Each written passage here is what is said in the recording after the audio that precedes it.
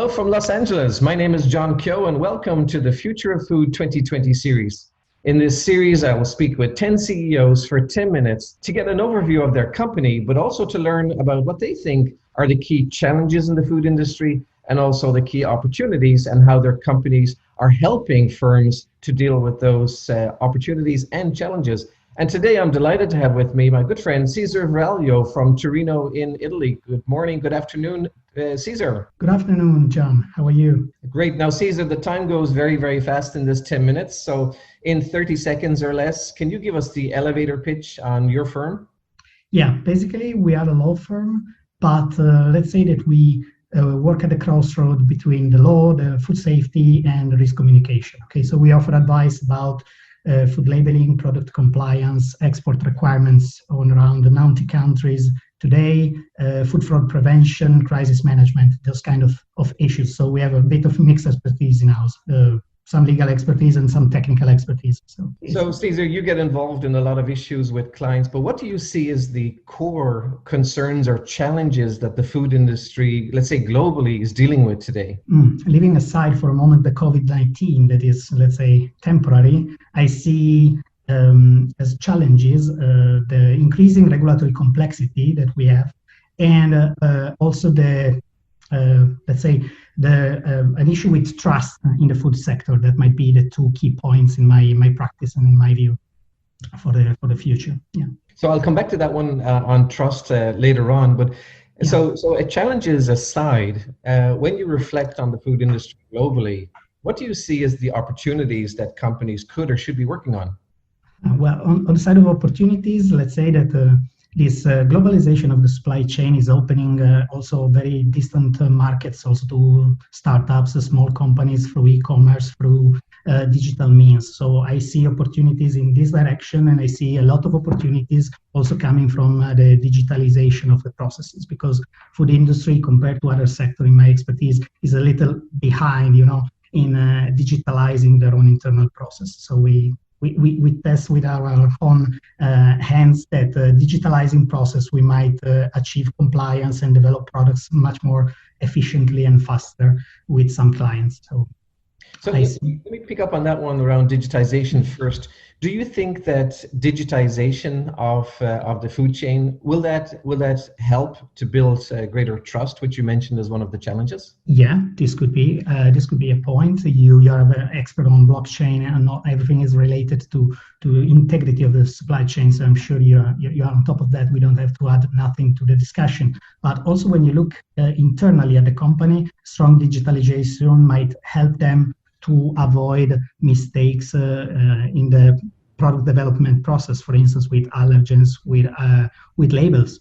Because when you have to fill Excel sheets of 1,000 cells, the human error will be there. It's human. In 100 cells, you will do a typo, you will do a mistake, you will do something like that. Digitalizing processes, you can achieve again more precise results in terms of labeling and compliance, avoiding many small mistakes or incongruencies along the process. So that's what I mean. Yeah. Gotcha. And it's a very complex issue that you're working on as a law firm. You're dealing with labeling and compliance. And of course, there's so many countries that have different languages and use different characters.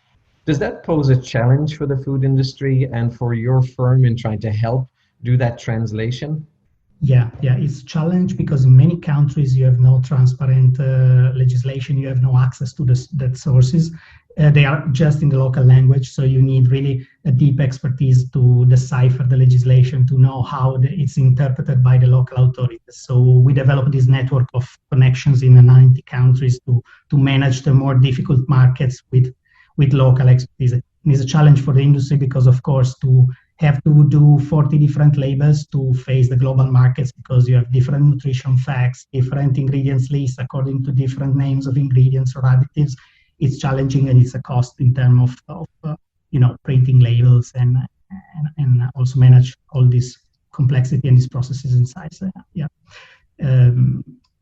So on your travels and in dealing with your clients and just looking at the issues that are coming up, What are the most common issues that you're seeing that in labeling? First off, from creating and generating the label, but secondly, does the issues that occur cause transparency issues and lead to recalls in the end?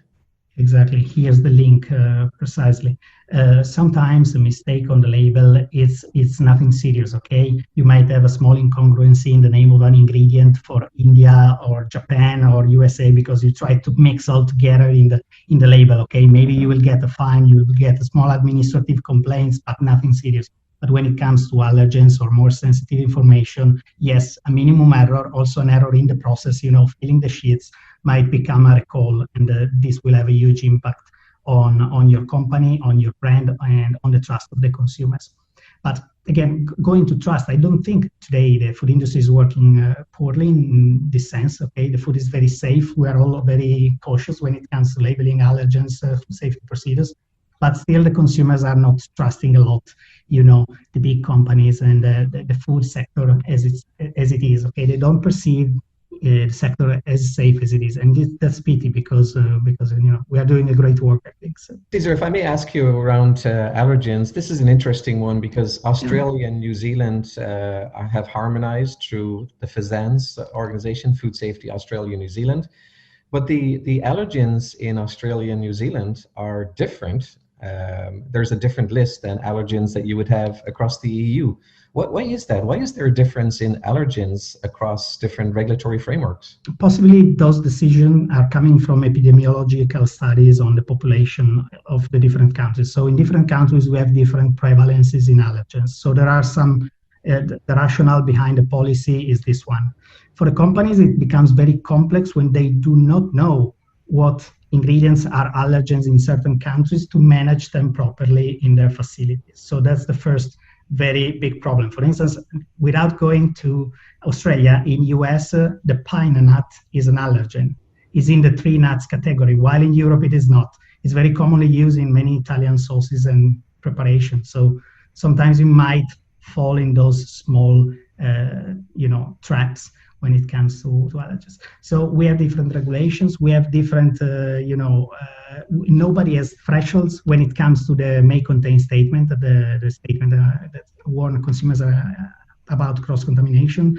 So also let's say, the risk might be different from one country to another because in Europe, maybe, I don't know, 5 ppm of soy might lead you to a recall and maybe in another country not. So you have to be extra careful when it comes to allergen management. And labeling, of course, you have to know precisely what is the list, what you have to list in the ingredient list in one country, what you can say in the may contain statement, or what you cannot say because it will be considered confusing or wrong and lead to a recall. Yeah. So that's basically what we do. Yeah. Two quick questions for you in the last minute. Do you see it often that labeling issues cause product recalls? That's number one. Yeah, I would say that allergen has been from a long time. The first reason of recalls in US, Canada is growing in Europe. Then it comes food safety, so pathogens usually. But yeah, it happens. Right. And in the final 30 seconds or so, Cesar, if you're up in front of 50 CEOs that are with food startup companies and they're asking for your legal advice, what advice would you give those 50 startup CEOs about how to set up and manage for labeling and compliance and other issues? Well, first of all, plan ahead, because today world is moving very, very fast, but compliance is a complex matter. So you have to, develop your products with the right timeline and the right time to make everything okay, in terms of safety and labeling.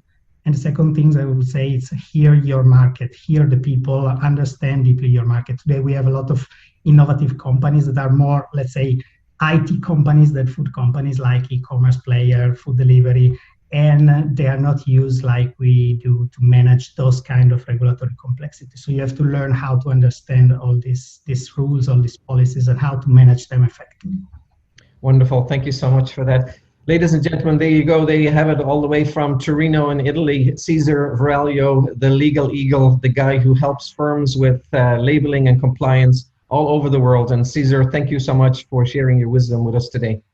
Thank you, John. Thank you for inviting me. It was a pleasure.